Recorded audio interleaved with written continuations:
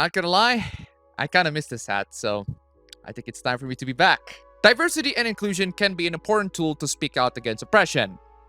This isn't one of them. For LGBTQIA+ History Month, we have rebuilt Christopher Street Park in the metaverse. Yes, because people really love to see them being accepted in the metaverse while not being accepted in the real verse. How progressive. Inspired by the public response for our 2022 Pride flag, we're expanding our design to represent 40 LGBTQIA+ communities.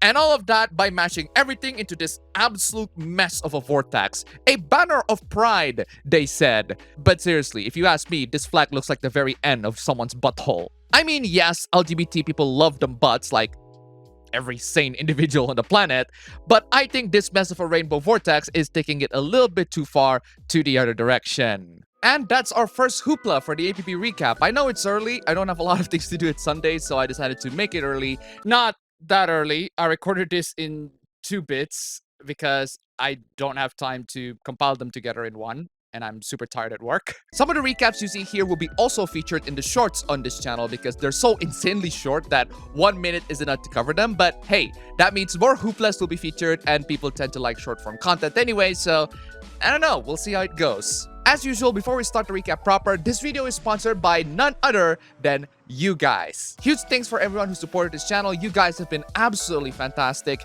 If you want to see your names among these really awesome people, then check out all the donation platforms. Just $1 and you'll see your names among these awesome people. Again, links down below.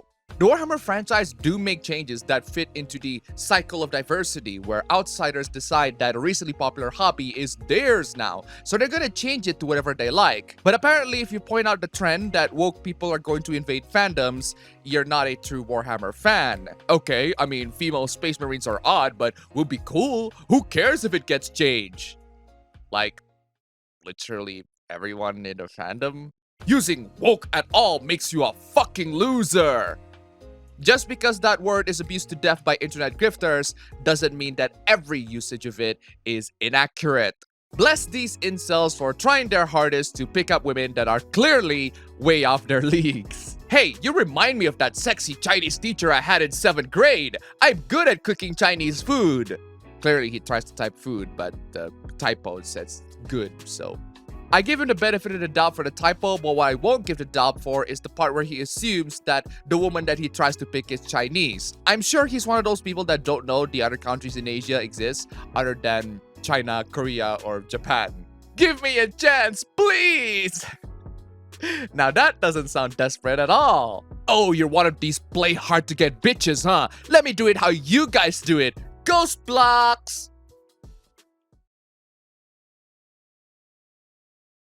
You're explaining how you're still a virgin? Here's another installment of incels trying and failing to pick up women. Yo, I don't know what you heard, but a lot of people have said I am creepy. One thing you gotta know about me, I'm a fucking good guy. Yes, you are a good guy.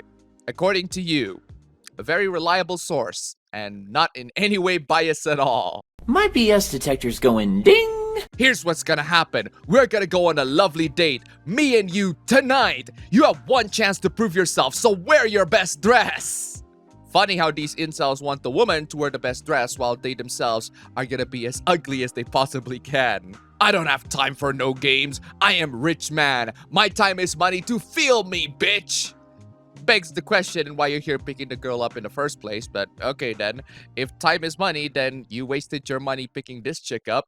It's true that we talk about incels a lot here, but that doesn't mean that being in an actual relationship is all sunshine and rainbows. In fact, relationship is a lot of work. If both of you cannot make it work, it's gonna be all doom and gloom for you. Like this guy over here who keeps on saying that he misses his ex and that he's been having sex with women to get her off his mind, and he doesn't even want these hoes. Dude is clearly down bad after the breakup, but the last part is taking it way too far. He's straight up suicide baits. I have no sympathy for people who suicide baits, but I do have sympathy for their families, so you pull this crap on me, I will inform your families or nearby relatives so that they can quarantine your butt in the nearest suicide hotline.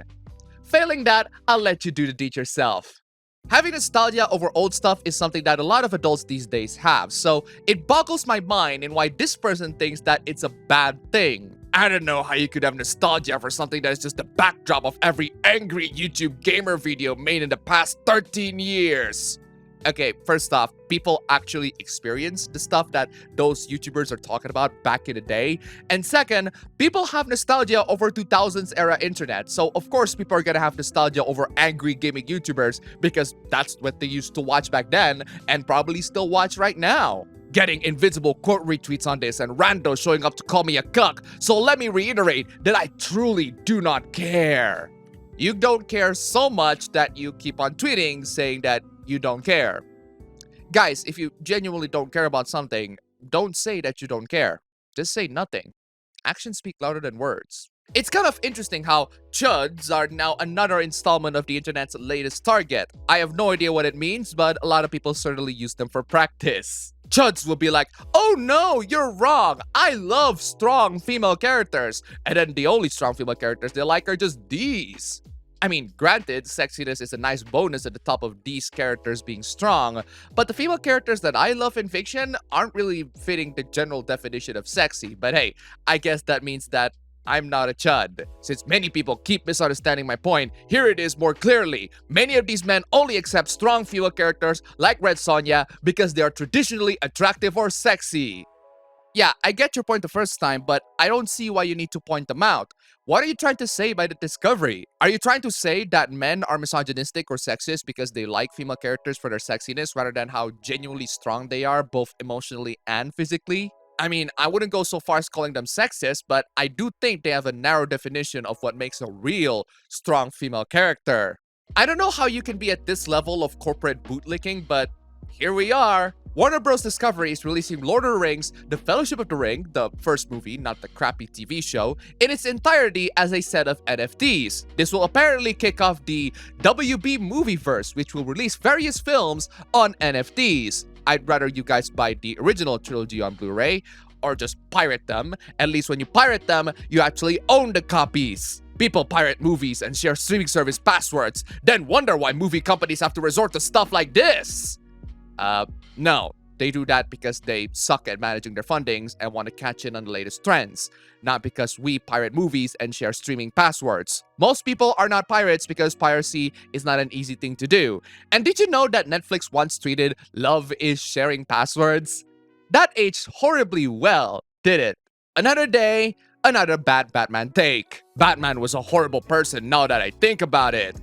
You clearly haven't thought about it long enough. Rich as billionaire using unlimited resources to beat on poor people. Yeah, that man was a bitch. Yes, because Batman only beats on poor people. He has never tried to take down rich people. At all. Ever. Wrong! So this person over here, who is a commentator on the Daily Wire, said that anime is satanic and that he has no arguments for it. It just seemed that way to him. Okay, that's your subjective philosophical point of freaking view, and even if you're just kidding, which apparently you claim you are, that means that you're okay with anime, and anime is not satanic or demonic. So it's perfectly fine if I recommend you some, right? I also find it funny that it's always the political extremes that do it. I mean, of course the political extremes are gonna straight up reject ideas that they don't like firsthand. One side, anime is sexist and racist, you have to point it all out, and the other side is anime is satanic and demonic and you have to point it all out. Both sides don't watch the actual thing that they demonize, so they're talking straight out of their butts all the time. So at this point, you can't trust anyone but yourself. At least we can all agree that politics is and will always be really dumb. Ooh, this is a big hoopla. It's so big that I have to record this one on a separate day. This one really pisses me off. A high school student's mural angers parents over what they say are hidden messages. Some even call it satanic or demonic because these are really boomer parents. You can see the mural by yourself here. There's literally nothing about it that screams hidden messages. It just shows what kids are into these days. They're into LGBT pride, they're into Genshin Impact, that looks like Who House Ghosts, they're into Hatsune Miku, they think Oni masks are cool. I mean, you can disagree with those things, but there's a difference between disagreeing with them and calling them satanic. I mean, they called the Oni mask satanic, which is nuts because Oni masks are actually designed to repel demons. Your job as a parent is not to demonize what these children love, but to guide these children into understanding why you disagree with those aspects or why you don't like those aspects. If you can't even be bothered to do that, then you fail as a parent. That parenting license idea is starting to get more and more appealing, but that's just the surface we're scratching. And not to mention, these are children, middle schoolers specifically. Children do need a lot more care and attention given by their parents or any sorts of adult figures in their lives. When their parents are oppressing them and telling them that the stuff that they enjoy or who they are as a person are demonic or satanic,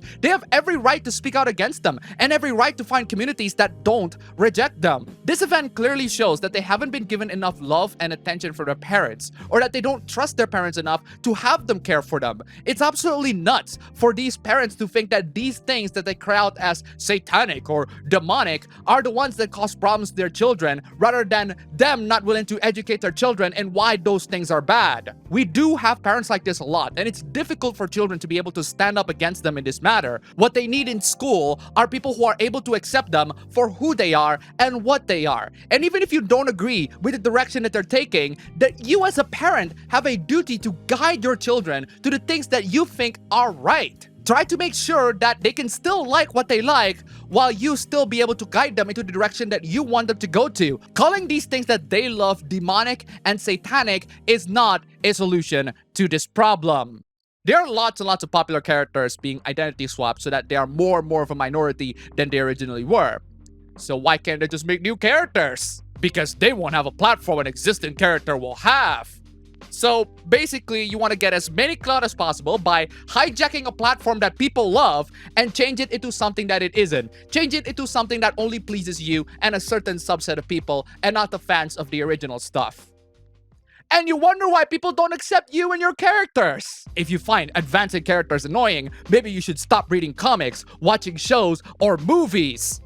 There's a difference between characters evolving and growing and characters being changed into something that they're not. People don't like it when characters that they love being changed into something that they're not. The same applies to characters you love, and it doesn't matter if you're a minority and you have a right. At the end of the day, the conclusion is the same.